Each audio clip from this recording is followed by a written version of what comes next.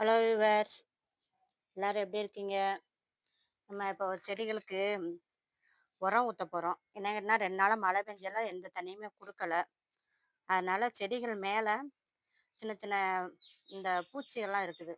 பூச்சி கொஞ்சம் இலையெல்லாம் கொஞ்சம் இந்த பாருங்க, இதெல்லாம் எப்படி சுருங்கி சுருங்கி இருக்குன்னு பாருங்க. இதுக்கு தான் ஒரு கரைசல் கொடுக்க போகிறோம்.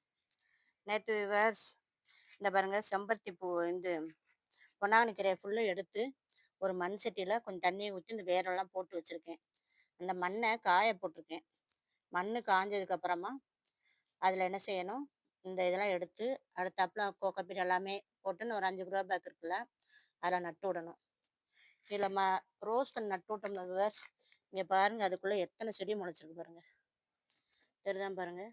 குட்டி குட்டியாக பாவக்காய், தக்காளி எல்லாத்துலேயுமே மாட்டு சாணம் தொழு உரம் போட்டதுனால எல்லாத்துலேயுமே என்ன செஞ்சுருக்கு, பாவக்காய் தக்காளிமா தான் இருக்குது. எத்தனை தக்காளி செடி எத்தனை பாவக்காய் செடி வைக்கேன் நான். அதுவாகவே தன்னாலே என்ன செஞ்சிருக்கு, எல்லாமே முளைச்சிருக்குது. அது போக விவர்ஸ், ஆன்லைனில் வாங்கினோம்ல செவ்வந்தி, அதில் மொட்டு வந்துருச்சு பாருங்க. கலர் தெரியுதான் பாருங்க, லைட்டு பிங்க் கலரில் இருக்குது. நிறைய மொட்டு வச்சுருக்குது.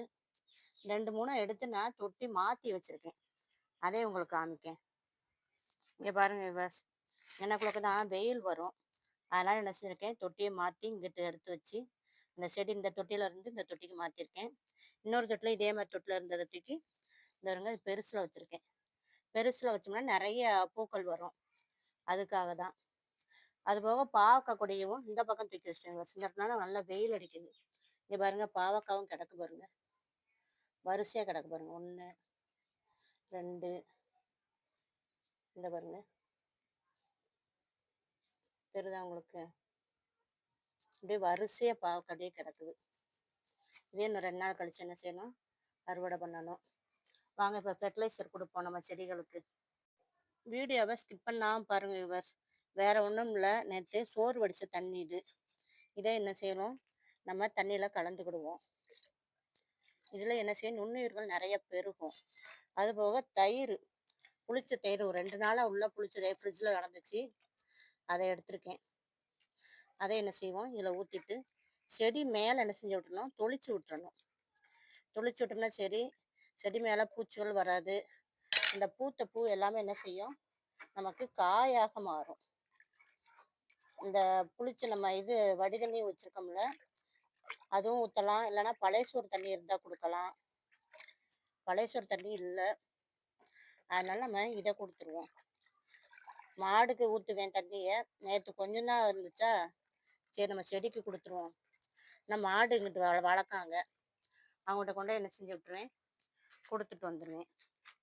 இந்த இலையெல்லாம் சுருங்கி சுருங்கி இருக்கு பாருங்க, இந்த இலை மேலே அப்படியே என்ன செஞ்சு விட்டுறணும், ஊற்றி விட்டுறணும். ஏன்னா அந்த மோர் இதெல்லாம் ஊற்றுறதுனால செடி நல்லா சிறப்பாக வரும். அது இந்த கத்திரிக்காய் செடி மேலே,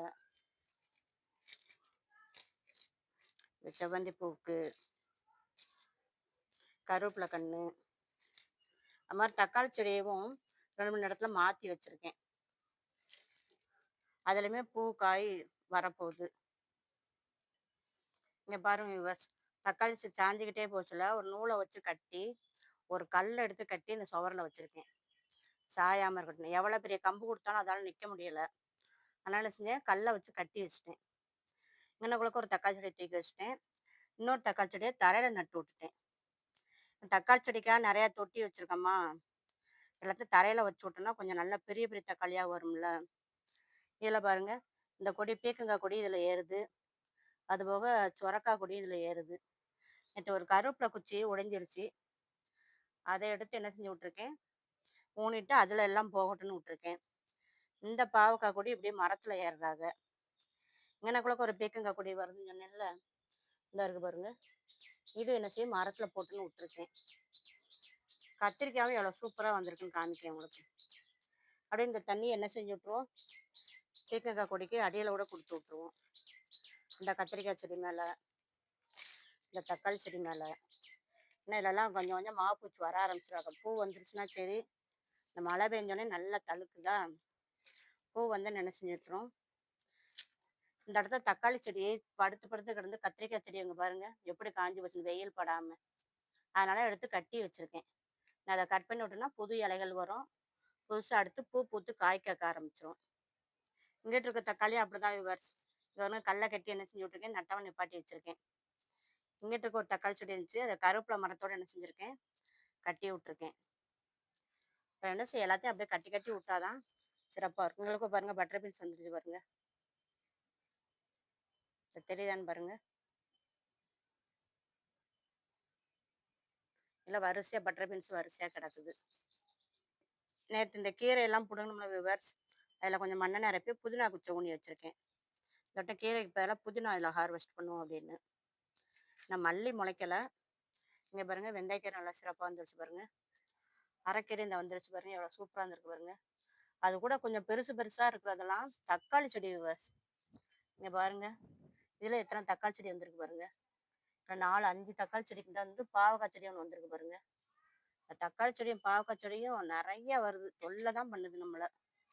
அது எல்லாத்தையும் என்ன செய்யணும், பிடுங்கி தான் போடணும். இவ்வளோ சூப்பராக இருக்கும் பாருங்க.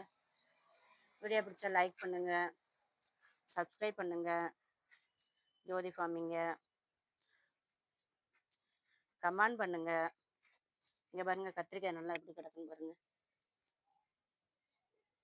இந்த ஒரு கத்திரிக்காய் கிடக்கா, இந்த ஒன்று கிடக்கு, இந்த அங்கனக்குள்ள ஒன்று கிடக்கு பாருங்க, அந்த அதில் ஒன்று கிடக்கு பாருங்க. இந்த செடியில மொத்தத்துக்கு இப்போ 4 கத்திரிக்காய் கிடக்குது. நம்ம வியாழக்கிழமை குழம்பு வைக்கிற அன்னைக்கு இதை எடுத்துக்கிடலாம். தக்காளியிலையும் தக்காளிக்கு காய் வந்துருச்சு. இந்த மிளகாயும் பறிக்கிற ஸ்டேஜுக்கு வந்துருச்சு பாருங்க விவர்ஸ். எல்லாம் நல்லா திரட்சியாக சூப்பராக இருந்திருக்கு பாருங்க. இதுவும் சம்பா மிளகாய் தான், இதுவும் சூப்பராக இருக்குது. இங்கிட்டும் பாருங்க விவர்ஸ், இதில் சூப்பராக இருக்கு பாருங்க மிளகாய். இதுவும் சம்பா மிளகாவோட சேர்ந்தது தான். தக்காளியும் பாருங்க விவர்ஸ், எவ்வளோ சூப்பராக இருக்குன்னு பாருங்க. பக்கத்தில் இன்னொரு தக்காளியும் வருது. நிறைய தக்காளி நமக்கு காய்கள் கிடைக்குது. இந்த உயரமாக வளர்ந்த தக்காளி செடி இருக்கு, இதில் ஒரு 8 தக்காளி கிடக்குது பாருங்க. ஏன் உயரத்தை தாண்டி போயிட்டாங்க. இது நாட்டு ரகங்கிறனால பெருசாக இருக்குது. இப்படியா பிடிச்சா லைக் பண்ணுங்க, சப்ஸ்கிரைப் பண்ணுங்க. ஜோதி ஃபார்மிங்க கமெண்ட் பண்ணுங்க. தேங்க்யூ.